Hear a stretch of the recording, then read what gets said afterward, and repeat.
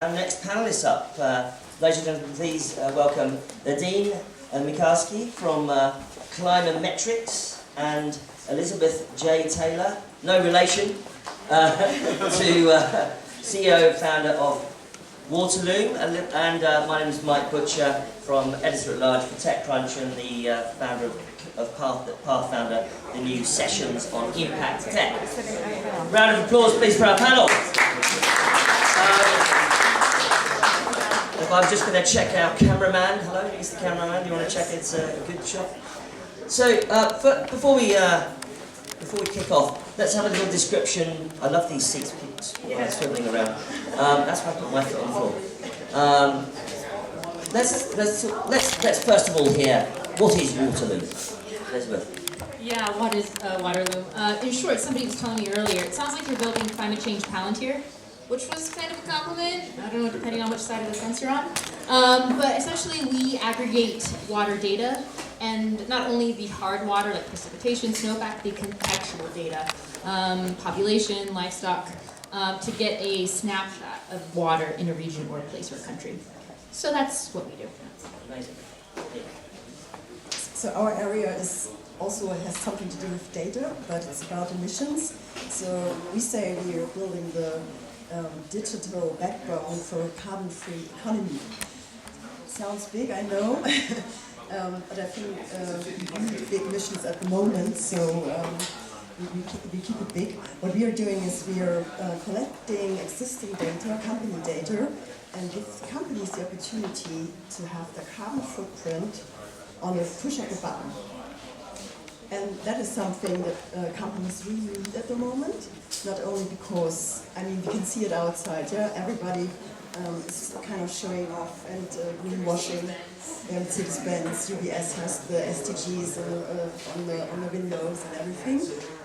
So everybody wants to be in that game, and I heard that it has been for a couple of years already.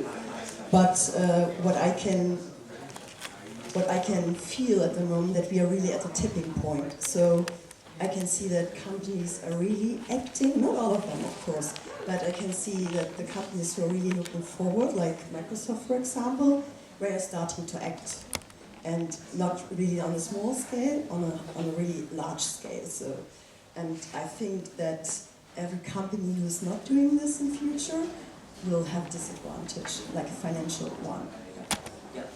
I want to come back to that subject because I think that it is going to be very interesting when companies are held to account in that way. But briefly on the issue of water, I think it's interesting. We just had a discussion about the future of work with the gig economy and then AI systems distributing work. In the world of climate, work was very much the issue when millions of Syrians left agriculture and moved into the cities because there had been 4 years of drought. And we saw 15 years ago, when massive urbanization of cities in Syria, the combination of social media, WikiLeaks, partly contributed to what happened in the Civil War. But that initial urbanization was due to crop failure. The rains didn't come anymore.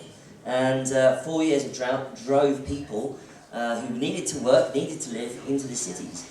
And we've got a fascinating and tragic tragedy unfolding in Australia right now, where water is literally being used to frack for gas and not to create more agriculture in the country and keep the climate going. So water is just an enormous issue, isn't it? Yeah, I mean, my whole entire thesis is water is the common denominator in a lot of different areas. When you're talking about Australia, actually, what we're doing a lot is we're creating the data and information infrastructure that just doesn't exist amazingly enough. And in water, what's so confounding is how poorly organized everything is. And Australia is an example of that. The current government seems to be very anti-climate change conversation. Apparently they locked out fire chiefs in Australia in the conversation earlier on in the season because they were just talking about climate change. The soil was too dry, we didn't have enough water.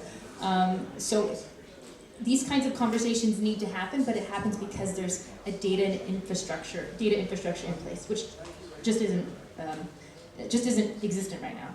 So to me, it's data infrastructure and water are kind of more or less the same thing. They're the common denominator. Mm. What, do you want to speak to that? Yeah.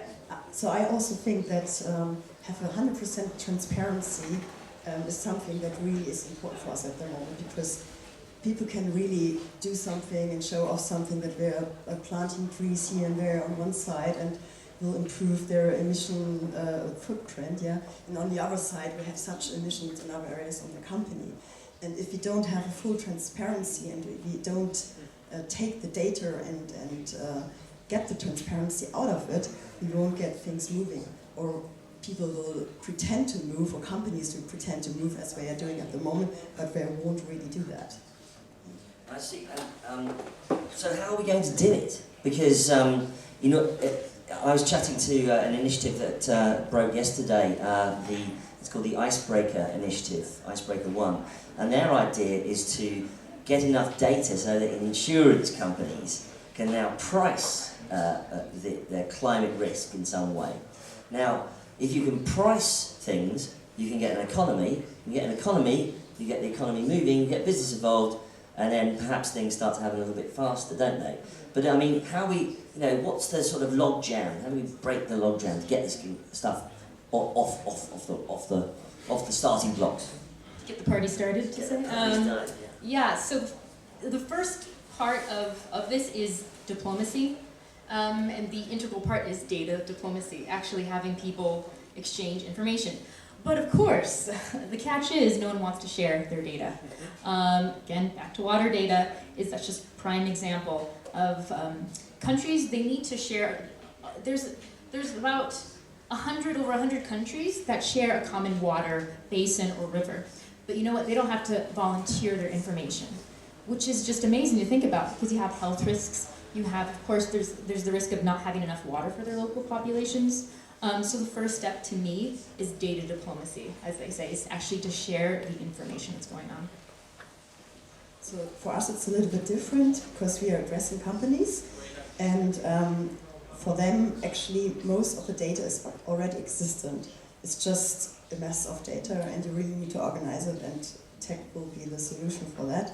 And the good thing is the pressure is coming, so companies need to evaluate the footprint to see what the risk is in future. Also, the risk is coming from the financial market, so they will take action now. And so I think data will solve, or will be part of the solution, definitely. Go ahead. Is there a first mover that you see in your space that's like, yes, we definitely want to exchange data? Is it corporations? Is it smaller governments? So what is happening at the moment is not everybody, but many companies are evaluating their status at the moment, and most people who are doing this are asking consultants.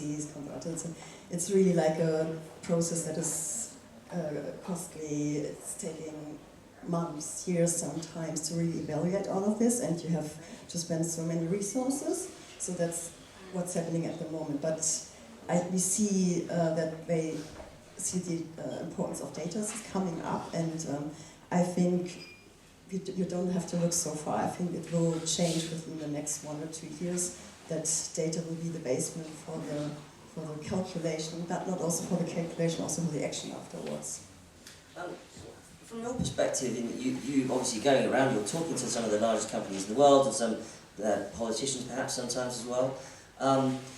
Do you get enthusiasm from these people about the how to engage, or do you feel that are they oh yes, but there's lots of problems about getting involved? What do you feel? Yeah, so and so. I mean, everybody I talk to would agree you should do something, but that doesn't mean that they all agree. But yes. Then if they also take action, that's the second step. And so what we heard, that many companies are asking consultants to calculate their footprint, are asking for the certificate of, I don't know, the UN or the TÜV in Germany, and then we get the list of data we have to deliver. And then it's the question if they keep moving, because it's really a lot of effort for them. Yeah. But I see that people want to change something, but if it's taking in too much effort and we have the day job and everything, it can happen that it's just not get going. For me, I think it really depends on who you talk to.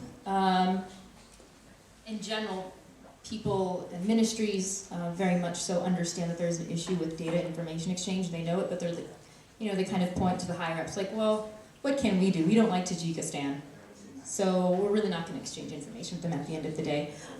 But private companies are enthusiastic. Okay, cool, but how do we do this? I think that's always the question. It's like, okay, that's nice, but how? So this is kind of what the solutions we're trying to offer. It's like, okay, we'll show you how, but the issue also comes down to trust. Like, who are you and what are you going to do with our data? Right, go. I mean, the good thing is if we get some more companies like Microsoft, for example, having announcements like these, I mean, if they say we want to be carbon negative in 2030, it's not only then that has to change, the complete supply chain has to change. So we will put the pressure on all the other companies in the row. And that means if we have like a good regulation proceeding as it starts in Europe, and companies like Microsoft, big companies really want to do the change, it will put also pressure on all these companies who are suppliers in China and all the other parts of the world. So, and these are these effects that I'm talking about, that I think that we are at a tipping point, and at one part, a certain point for a company it will be a disadvantage. So it's maybe better to act now and see now what you're doing, so that you can see that you're prepared, at least. This is probably going to be a bit more related to the next panel, but I just want to get your perspective on this. Is that when you're fundraising and when you're talking to commercial partners and government bodies about grants and things like that, who's funding this stuff? I mean, and what sort of boxes do you get put into? Do you get put into data boxes? Do you get put into climate tech boxes? How is it sort of percolating out? And by the way, guys, if you have any questions, let me know and put your hand up, and we'll take a question quickly at the end of the panel. For Waterloom, it's really about, again, who we talk to. It's very much so. I mean, for instance, for some people, we're a great source simply for water data indicators, because no one actually knows what to look for in water. The data indicators just don't really exist that much. So for some, there's one project with Ford Motors. They're interested in monitoring real-time bacteria in Lake Michigan.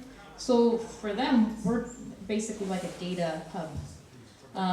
But for others, for ministries, they really are interested in like, okay, like, how can we share with this country that we have tepid political relations with, but we know we need to collaborate with?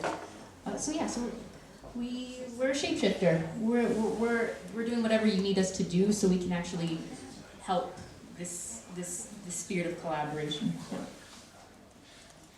So in terms of investors, I would say it really depends on the person. So some are really impact driven, and this is why we're interested in that topic. Others love tech and see the tech potential, because it's really a high complexity, but also a high impact you can have that, and bringing solutions, so that's what they love.